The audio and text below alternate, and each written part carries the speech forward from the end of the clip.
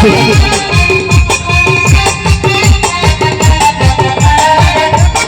कैसे अमरनाथ गुरु जी को प्रणाम हिंदी करना है। क्या बात है, गुरु जी प्रणाम। आपको पहचाना, आपने हमें पहचान लिया, बहुत बहुत धन्यवाद। आपका आशीर्वाद मिल गया, हम तो धन्य हो गए। और कैसे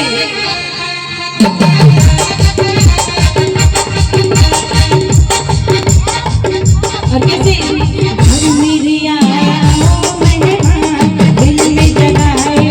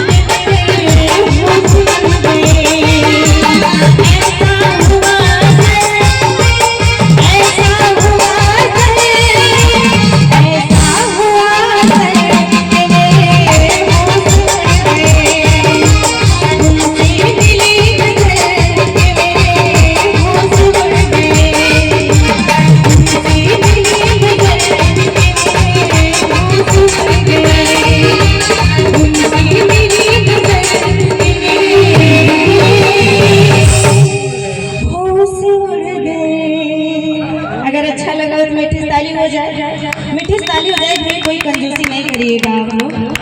अभी चूंकि यहाँ पे फ्री में सब कुछ मिल रहा है तो तालियां तो बनती ही है। तो आइए